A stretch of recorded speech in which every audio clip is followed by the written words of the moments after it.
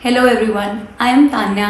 और यार आज बहुत ही इम्पोर्टेंट एंड काफ़ी ज़्यादा रिक्वेस्टेड वीडियो आ रही है।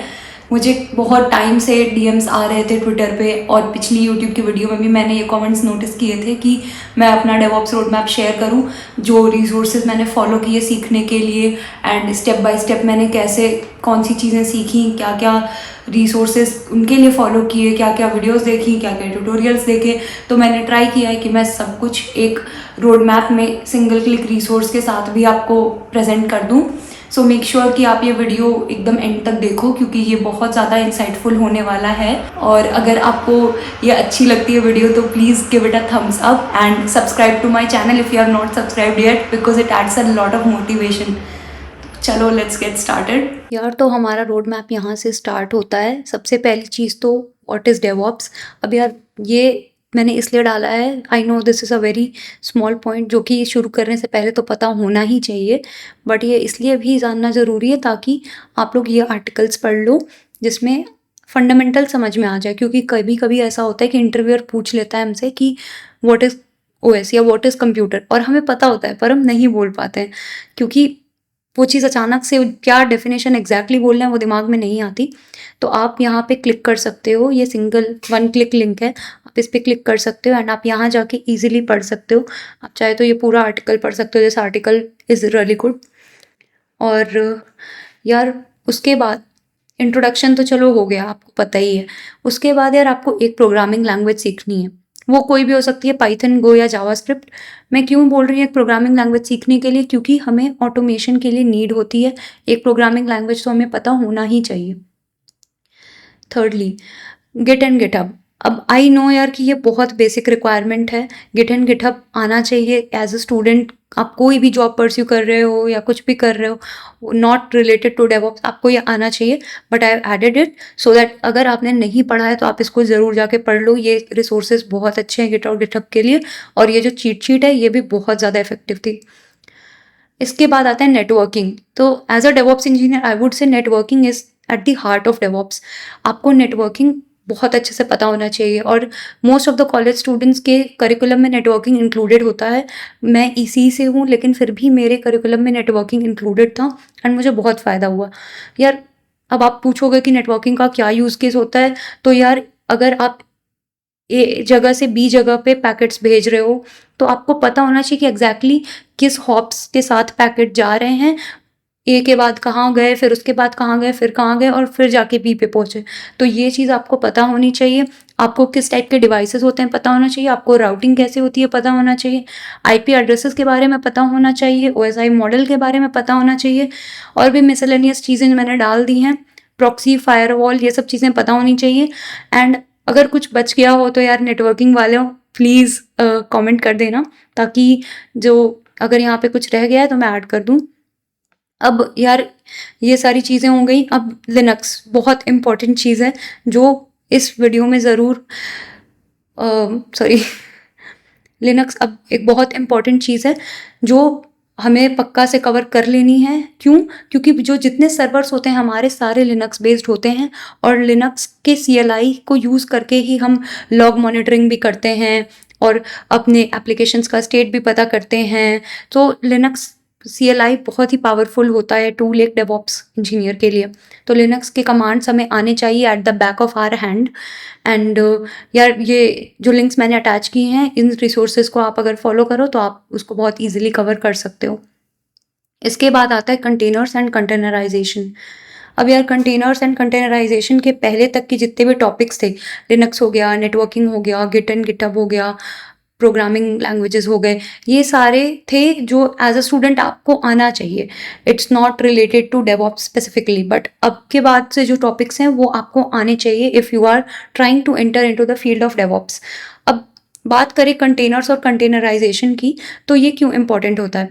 तो यार कंटेनर्स होते हैं एक सॉफ्टवेयर यूनिट समझ लो, जो आपके कोड को, आपके एप्लीकेशन को along with all it's dependencies ना एक यूनिट में पैकेज कर देते हैं।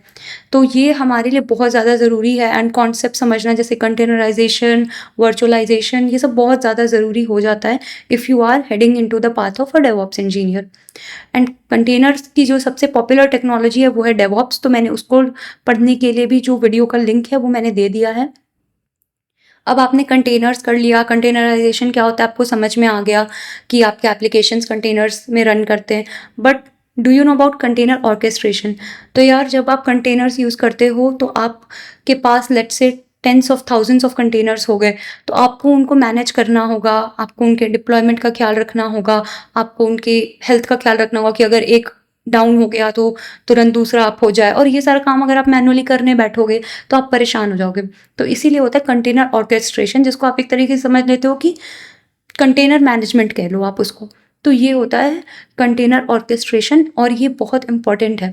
और आपने क्यूबरनेटिस का नाम सुना होगा, वो एक कंटेनर ऑर्केस्ट्रेशन टूल है। तो यार ये डॉकर और क्यूबरनेटिस तो भाई भाई हैं, साथ साथ ही जाता है, तो समझ लो वो वाला रिश्ता है इनका। तो ये दोनों तो पढ़ना है। उसके बाद आता है इंफ्रास्ट्रक्चर एज कोड। तो यार इंफ्रास्ट्रक्चर एज कोड क्या होता है? हम अपने इंफ्रास्ट्रक्चर को मैनेज करने के लिए कोड में कैसे लिखते हैं। थोड़ा कॉम्प्लिकेटेड लग रहा होगा, तो मैं थोड़ा सिंप्लीफाइड वे में बताती हूँ।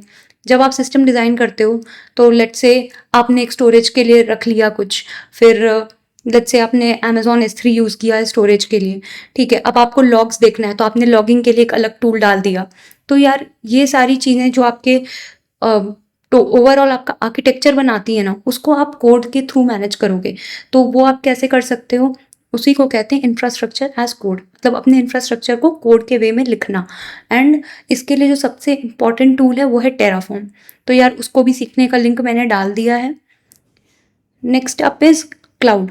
तो यार जब आप ये सारी चीज़ें सीखते हो ना, उसके बाद आपको क्या चाहिए? आपका इंफ्रास्ट्रक्चर सिक्योर हो, एंड ऑब्वियसली आप इतना बड़ा इंफ्रास्ट्रक्चर बनाओगे तो आपको पैसे तो लगेंगे।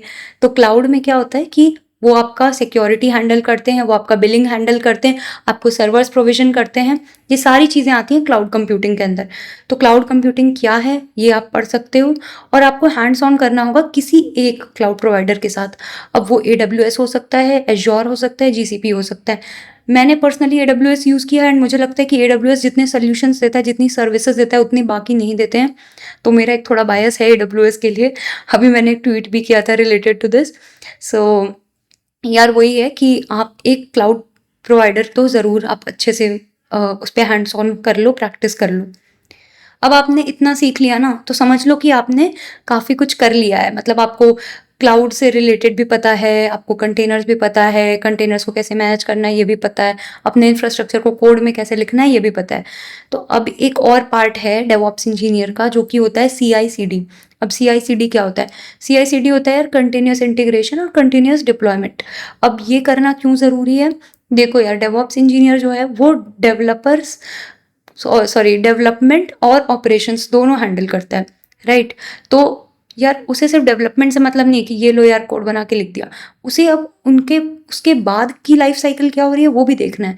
तो जैसे कि मल्टीपल लोग कोलैबोरेट कर रहे हैं, सब अपना अपना कोड पुश करते जा रहे हैं, तो उनका काम वहाँ पे हो गया है। लेकिन अब वो कोड कहीं पे फटे ना, वो सही से चले, वो प्रॉपरली डिप्लॉय हो, जैसे उसकी पाइपलाइन सेटअप करना, ये सारा CI/CD के अंडर आता है। तो आप यहाँ से इस लिंक पे जाके आप पढ़ सकते हो CI/CD के बारे में। एंड अगर आपको कोई CI/CD टूल सीखना है तो आप जेंकिन्स का सीख सकते हो, या circle CI, Argo CD, GitHub actions ये सीख सकते हो। पर्सनली मैंने सर्कल CI और आर्गो CD यूज़ किया है for CI/CD, and they are great tools to learn. तो आप ये यूज़ कर सकते हो। एंड अगर आपने ये सब कर लिया तो अब बचा मॉनिटरिंग। मॉनिटरिंग क्या होता है? लेट्स से आपने अपना जितने भी आपके एप्लीकेशंस हैं उनको आपको विजुअलाइज करना है, उनके आपको मैट्रिक्स देखने हैं कि यार अभी ये वाला एप्लीकेशन मेरा अप है, हाँ ये वाला सर्वर मेरा हेल्दी है।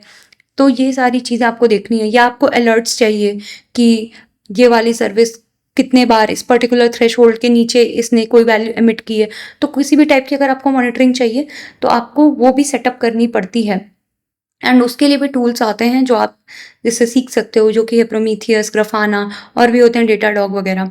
तो यार एट द एंड मैं ये बोलना चाहूँगी कि रोड मैप तो यार ये है।